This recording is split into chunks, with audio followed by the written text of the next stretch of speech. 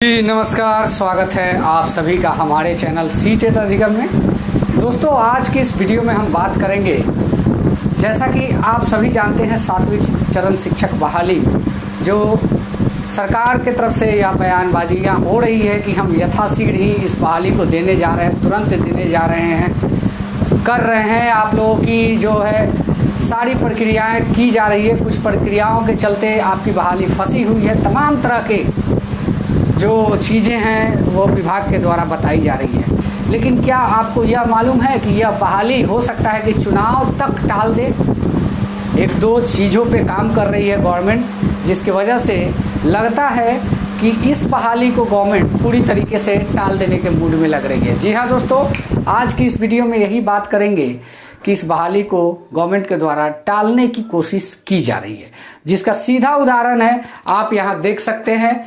आपको दिखाया गया है कि जो संविदा पे कर्मियों की बहाल करनी है उसको पहले कराने की बात की जा रही है। जी हाँ दोस्तों, ऐसे ही अभी तो ये माध्यमिक की बात की जा रही है, लेकिन हो सकता है कि अगर थोड़ा विलंब हुआ 7वें चरण में, तो हो सकता है कि प्राइमरी में भी संविदा कर्मियों को रखा जाए। तो इस तरह टोटली मिला के यह कहे तो सरकार की मंशा ठीक नहीं है। अब जबकि स्टेट भी प्रस्तावित है, 90,000 शिक्षक लेने जा रहे हैं, उसके बावजूद भी आप संविदा पे बहाल की बात कर रहे हैं, इसका मतलब आपका मंशा गलत है। वो इसलिए कि जब संविदा पे कर्मियों को रखा जाएगा तो शिक्षक की कमियां खलेगी नहीं विभाग को, और जब कमियां नहीं खलेगी तो यह टालने की कोशिश करेगा। यानी कि जो देखिए अभी क्या है, 9,000 10,000 जो शिक्षक यह लेने की बात कर रहा है, तो वो इसलिए कर रहा है कि जहाँ पे एकदम आवश्यकता है उसी जगहों पे शिक्षक को भेजा जाएगा। ये शिक्षक जो संविदा कर्मी होंगे, ये शिक्षक वहीं पे भेजे जाएंगे, इसलिए कि काम को किसी तरह से खींचा जा सके। और जब काम खींचने लगेगा तो इस 7वीं चरण बहाली को गवर्नमेंट जो है चुनाव के बिल्कुल पास तक ले जाने की कोशिश करेगी। इसका एक उदाहरण और है, आपने देखा होगा कि अब जो है 7वां चरण राजनीतिक रंग में धीरे धीरे रंगने जा रहा है। जी हाँ, अगर 7वां चरण राजनीतिक रंग में रंग गया तो समझिए ये बहाली होना मुश्किल है। वो इसलिए कि आप देखे होंगे भाजपा के प्रदेश अध्यक्ष, बिहार प्रदेश अध्यक्ष का ट्वीट आता है कि जो वो चीज़ें उनको मालूम होती है जो विभाग के अंदर हम और आपके द्वारा मतलब कही जाती है और सुनी जाती है, चीज़ों को लेकर उन्होंने मीडिया कॉन्फ्रेंस में ये बात कही है। तो कहीं ना कहीं यह राजनीतिक रंग लेते जा रहा है, जिसका परिणाम हम लोग को भुगतना पड़ सकता है, क्योंकि हम लोग इतना नेताओं के पास दौड़ रहे हैं कि यह राजनीतिक रंग में रंग जाएगा। जिसका उदाहरण है कि एक बार कमेंट भी आ गया था सरकार के पक्ष के कुछ मंत्रियों के तरफ से कि ये लोग भाजपा के एजेंट हैं। तो ऐसे में हमें लगता है कि जिस दिन यह बहाली रंगी जाएगी राजनीतिक रंग में, तो समझिए यह बहाली खटाई में चली जाएगी। तो मैं नहीं चाहता हूं कि यह बहाली खटाई में जाए। इसलिए आप अभ्यर्थी जो बार बार पक्ष के नेता से तो मिलते हैं तो चलो ठीक है, लेकिन अगर विपक्ष के नेता से मिलते हैं तो ये गवर्नमेंट अब जो बनी है, पहले वाली बात अलग थी, अब जो गवर्नमेंट बनी है ये अगर विपक्ष की बात को अगर मानने लगे तो इस सत्ता में नहीं रहेगी। इसलिए कभी नहीं चाहेगी 7वें चरण की मांग विपक्ष करे और विपक्ष की मांग को हम पूरा करें। तो आप लोग इसी काम को दोहरा रहे हैं। याद रखिएगा, यह अगर बहाली चुनाव का भेंट और राजनीतिक भेंट चढ़ता है तो इसके जिम्मेवार आप सब अभ्यर्थी होंगे। इसमें सबकी मतलब कहे तो बर्बादी तय है।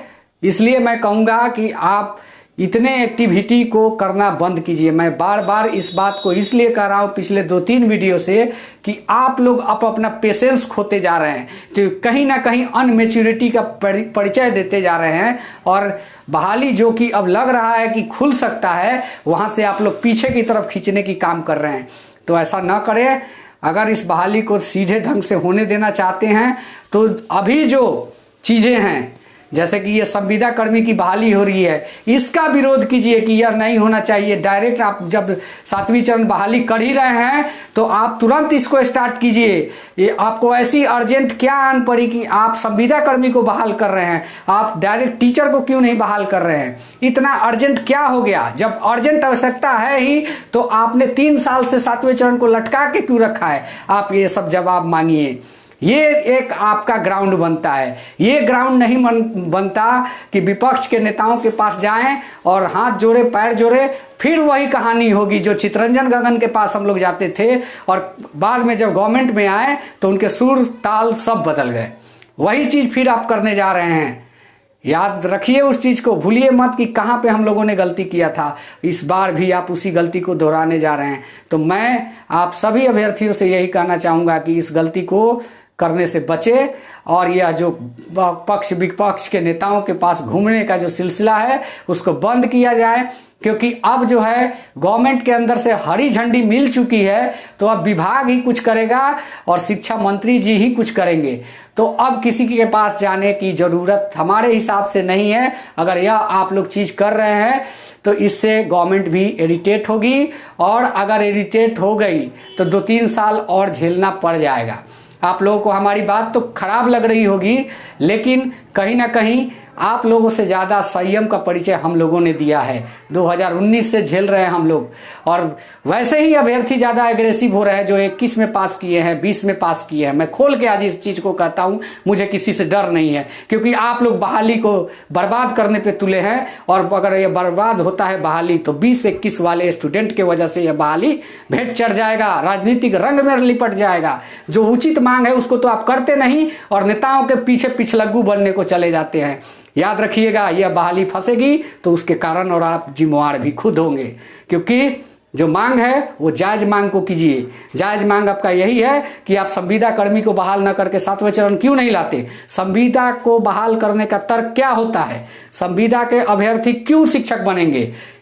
अगर ज़्यादा आवश्यकता है तो आपने शिक्षक की बहाली क्यों नहीं की। 7वें चरण की मांग 2019 से हो रही है तो आप 19 से लटका के क्यों रखे हैं। आप संविदा पे आवश्यकता है तो टीचर ले रहे हैं, अभी नियमित टीचर क्यों नहीं ले रहे हैं। ये सब मांग जायज मांग है, इसको पूछिए। नेताओं के पास हाथ पर पड़ने सब कुछ नहीं होने वाला है, मैं बता देता हूँ। अगर आप लोग नेताओं के पास जाइएगा तो हो सकता है कि आपके जो संबंधी के परिचित होंगे उन्हीं के पास कुछ नहीं होता है। हम लोगों ने करके देख लिया है, वहाँ से कुछ निष्कर्ष नहीं निकलता है। जाना है तो सीधे विभाग में जाइए, रिक्वेस्ट कीजिए, डेली एक चेहरा बदल बदल के आवेदन दीजिए। हम 7वें चरण अभ्यर्थी हैं। आवेदन का थक्का जिस दिन वहाँ लग जाएगा ना कि ये सब 7वां चरण का ही आवेदन है, उस दिन विज्ञप्ति आ जाएगी, ये जान लीजिए। तो ये काम कीजिए। काम तो करते नहीं हैं, उछलते ज़्यादा हैं। उछलने से कुछ नहीं होता। उछल उछल के कितना ग्रुप बना और गया, सब पर दाग लगा, सबकी कार्यशैली में दोष था। मैं आप लोग को बता देता हूँ, और कोई आपका काम नहीं करेगा। आप अपने से वर्क कीजिए। नेताओं के पास जाइएगा वो भी आपका काम नहीं करेगा। जो काम है उचित मांग है उसके लिए आप प्रोटेस्ट कीजिए, संघर्ष कीजिए। ये संविदा की बहाली नहीं होनी चाहिए। मैं स्टेट के अभ्यर्थियों से भी कहना चाहूँगा कि जब शिक्षक है ही, ट्रेंड शिक्षक है ही, तो संविदा की क्यों बहाली। मांग कीजिए, उचित मांग है। उचित मांग पे कोई नहीं है, नेतागिरी चमकाने में सब पड़े हैं। तो करते रहिए, आप खुद जिम्मेवार होइएगा। वीडियो अच्छा लगा तो चैनल को सब्सक्राइब कीजिए। धन्यवाद। जय हिंद, वंदे मातरम।